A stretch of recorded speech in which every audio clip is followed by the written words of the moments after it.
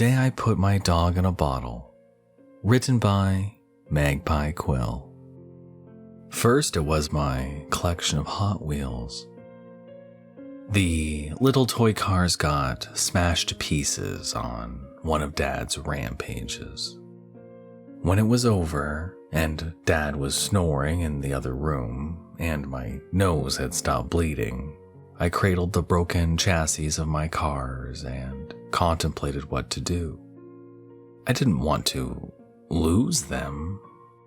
In the end, I took one of Dad's beer bottles. We always had a few unbroken ones lying around, and began to slide the colorful plastic pieces down its slender bottleneck. By the time I had put the smaller pieces like wheels and odd little pins in the bottle, fitting things through the bottleneck had become a game. I broke the larger pieces into smaller ones so they could fit, and when I was done, I put the bottle under my bed for safekeeping. Second was Snowy, my old teddy bear. Dad tore off his head and threw him across the room. I picked up his satin skin and cotton innards and stuffed them bit by bit down the second beer bottle. When I was done, I was afraid the glass was going to burst. I gingerly put the bottle under my bed, next to the one with my Hot Wheels. Third was Mom's garden. When Mom used to smile at me and make spaghetti for dinner, she watered the garden every week. Now there was little left, little enough that I could fit it all in a bottle.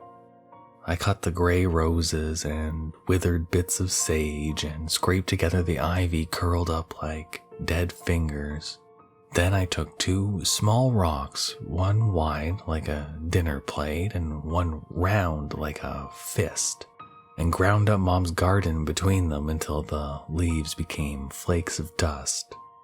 I poured the dust into the third beer bottle, grinding some of it again to make sure everything was in small enough pieces to fit the entire garden in a bottle.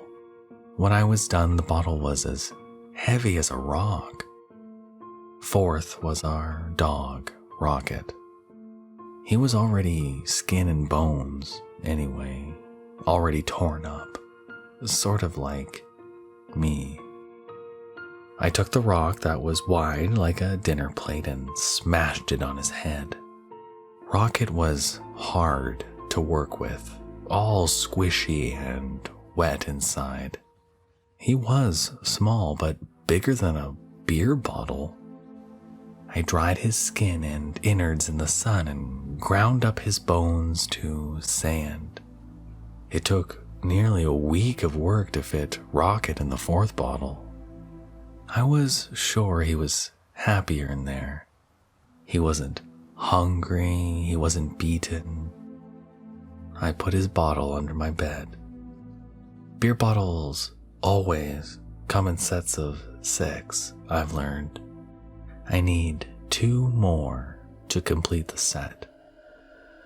Mom and Dad are much bigger than beer bottles, but with enough patience, I'm sure I could make them fit, and I'm sure they'll be happier in there, too.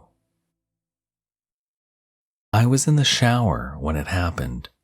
Written by SpOwOkiOwOkiPumpakin of Another Horror Story podcast. I was in the shower, doing as you do. The spray of water hitting the back of my head, soaking my hair and flowing over my face. I was so relaxed that I could fall asleep standing up and just stay there.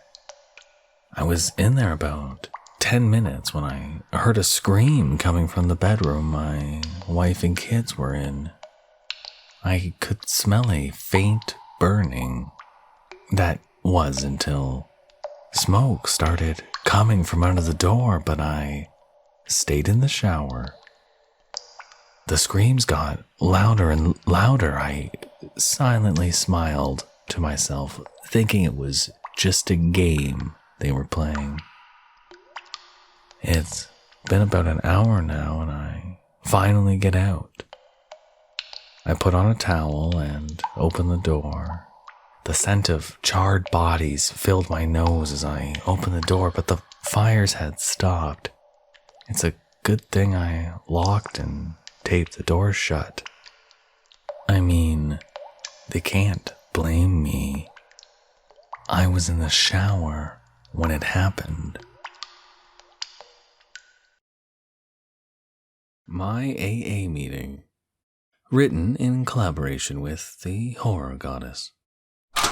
"Sorry I'm late," Michael said, punctuating the echoing slam of the double doors.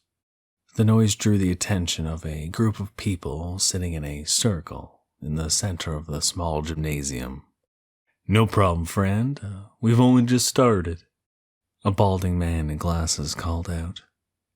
Michael sauntered up to an empty folding chair and plopped himself down, his back to the door.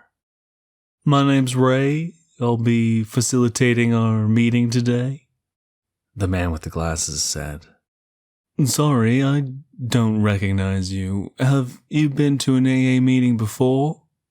Michael leaned forward and sighed. "Probably.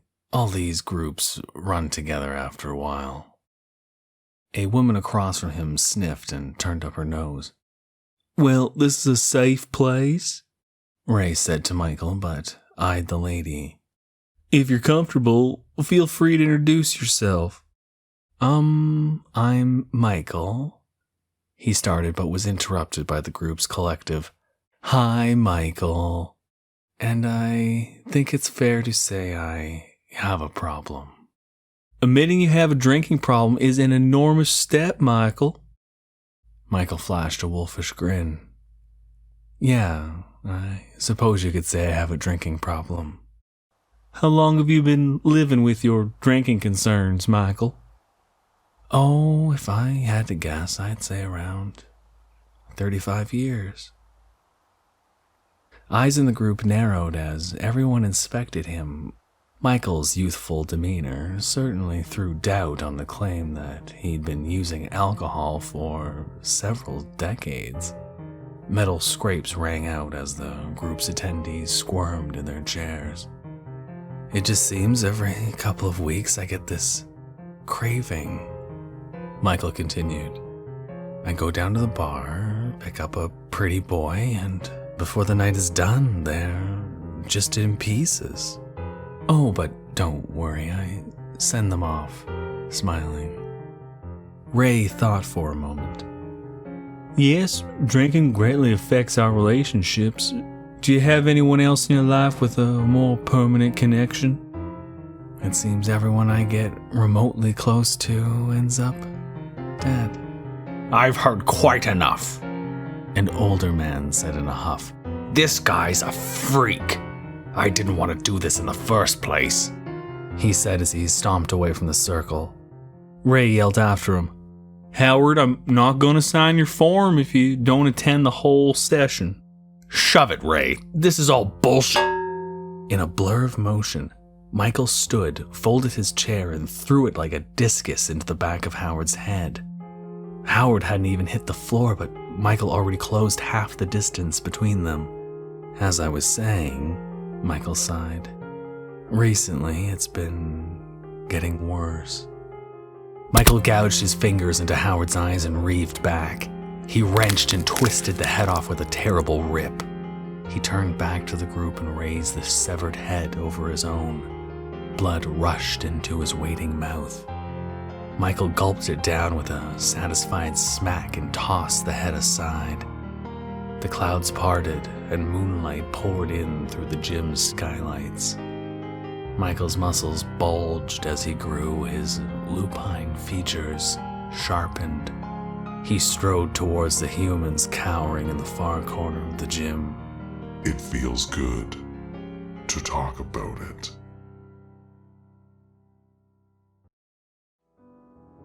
Thank you for listening.